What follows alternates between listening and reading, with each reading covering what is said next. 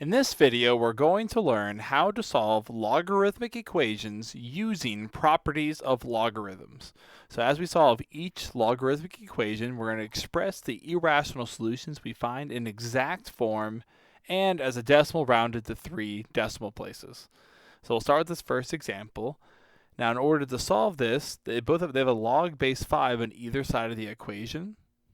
So if they have the same log base, we should just be able to set the insides equal to each other, but there is a 2 in front of the logarithm on the left. So I need to get rid of that 2, and the way to do this is use that property that if you multiply something by a logarithm, that number you multiply by can be moved into the logarithm as an exponent of the factor within it. So I can rewrite this as log base 5 of x squared is equal to log base 5 of 9. And now that we have matching log bases, we can just set the insides of the logs equal to each other.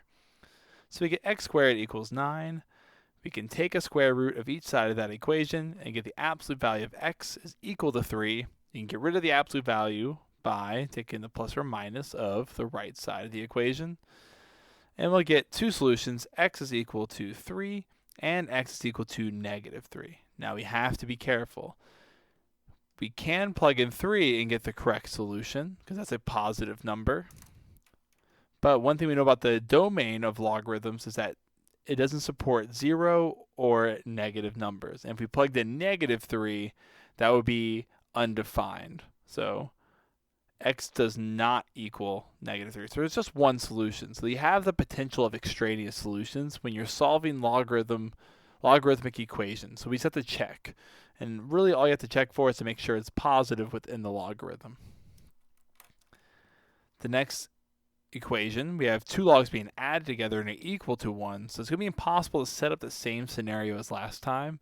But we do have a property that when you add two logs, you can combine them into 1 by multiplying their factors. So we can get log base 5 of x plus 6 times x plus 2 is equal to 1. And x plus 6 times x plus 2, when multiplied, leaves me with x squared plus 8x plus 12.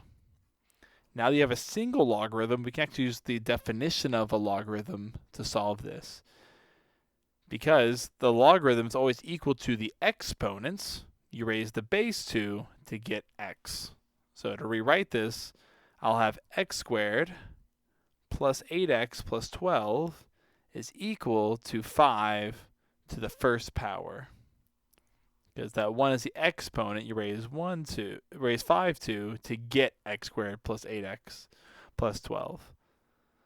Then we have a quadratic, so we can subtract 5 and solve the equations. We have 8 squared plus 8x plus 12 plus 7 when I subtract 5.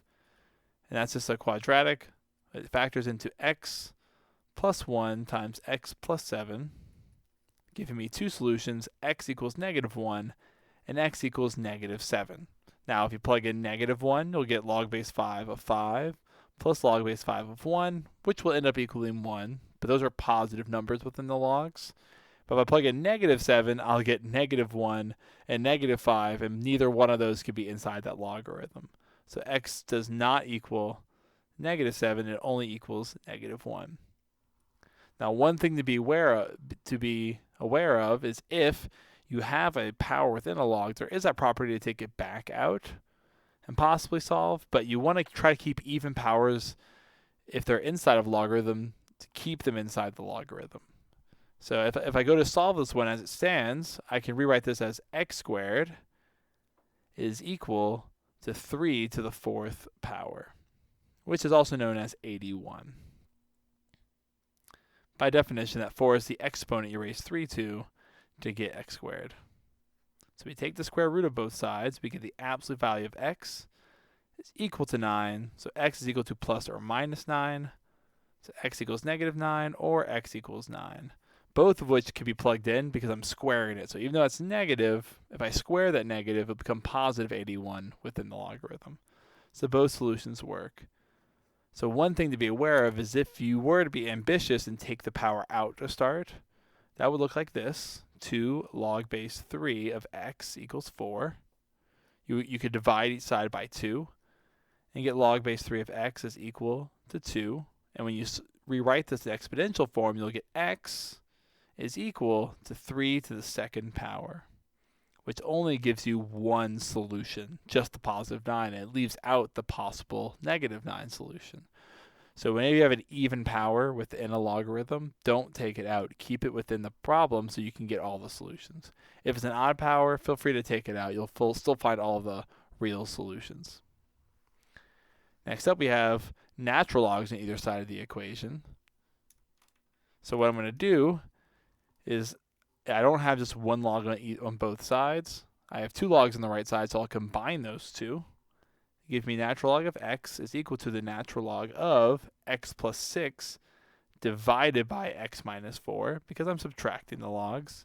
And now that we have 2 equal base logs on either side, we can set the insides of those equations equal to each other.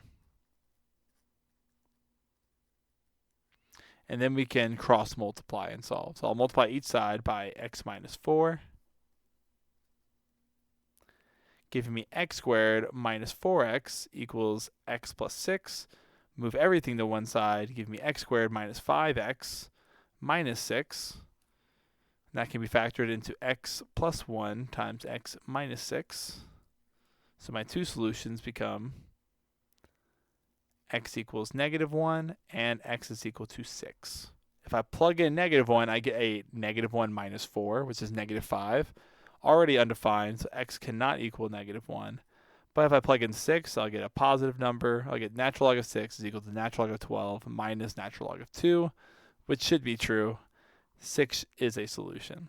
Be careful, negative 1 would not give you a solution because you get that negative 5. And you also get a natural log of negative 1 on the left. Now for the next problem, we have 2 natural logs are equal to 2. So we're going to treat this the same as that bottom left one. We're going to combine these two logarithms. So we get natural log of x plus 1 divided by x is equal to 2. But this is a natural log, so when I rewrite this in its exponential form, I have to understand that it's log base e of x plus 1 over x.